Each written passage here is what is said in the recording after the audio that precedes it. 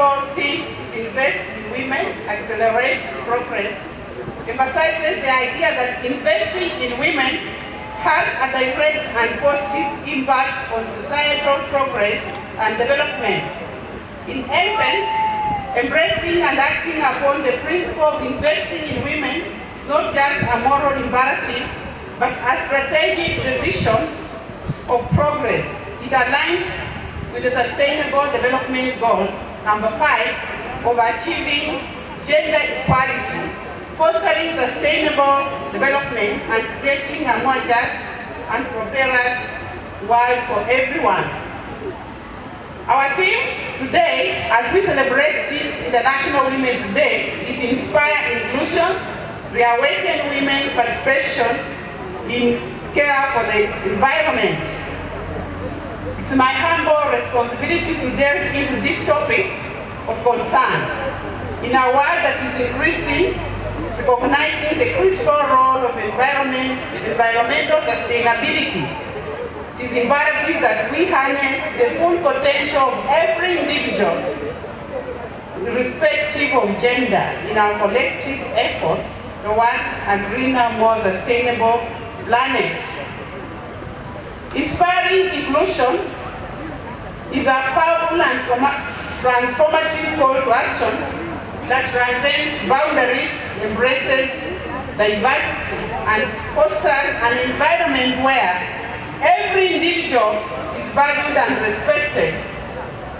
Some of the key principles to inspire inclusion that we want to focus on as we celebrate this day is embracing diversity, cultivating a culture of respect, promoting equality opportunities or equal opportunities, educate and raise awareness, lead by example, create an inclusive policies, and then foster collaboration.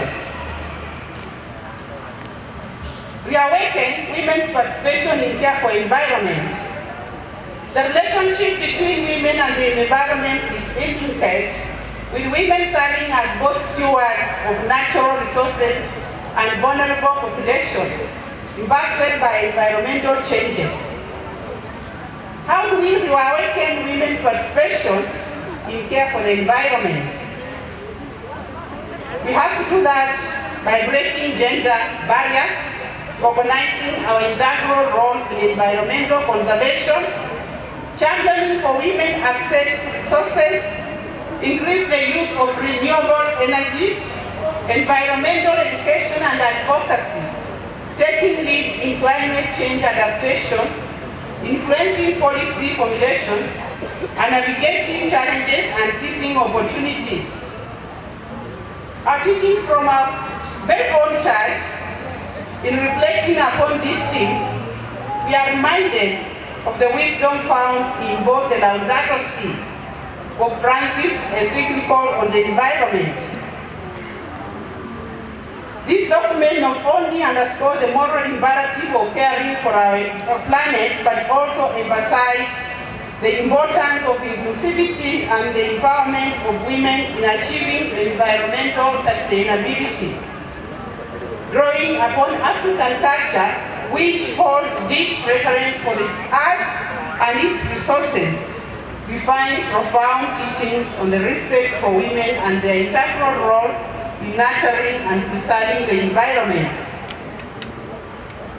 However, despite their vital contributions that women have done, they still face systematic barriers that limit their participation in environmental decision-making and leadership roles. The Holy Father, Pope Francis, reminds us of the need to care for our Mother Earth through one of his encyclical letters, which I've mentioned, Laudato Si. Laudato Si addresses the pressing issue of the ecological crisis and calls for renewal dialogue about the future of our common home. This was released in 2015. Laudato Si challenges individuals, communities, and nations to reflect on their relationship with the environment and to take concrete actions to protect Mother Earth.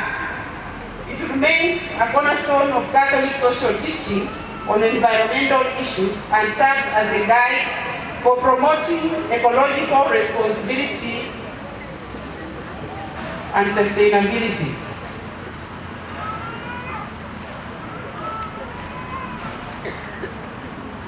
In conclusion, let us acknowledge the profound connection between women and the environment.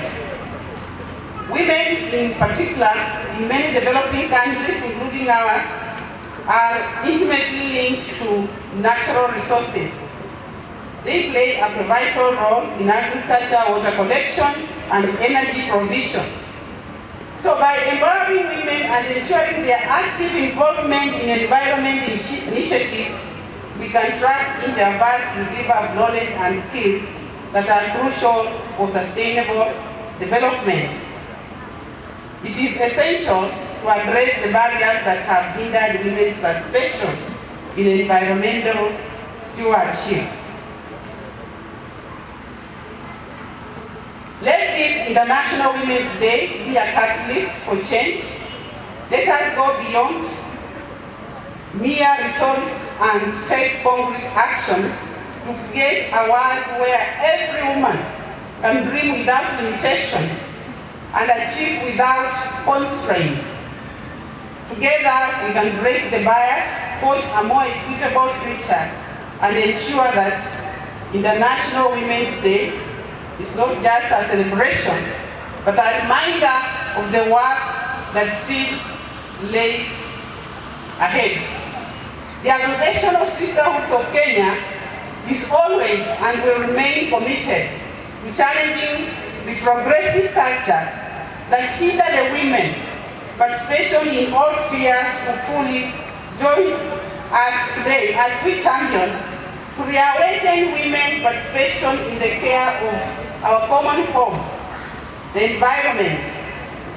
We applaud His Lordship, Alfred Rotich of the Catholic Diocese of Kericho, today for launching a roadmap for the care of the environment. Let's give him a clap.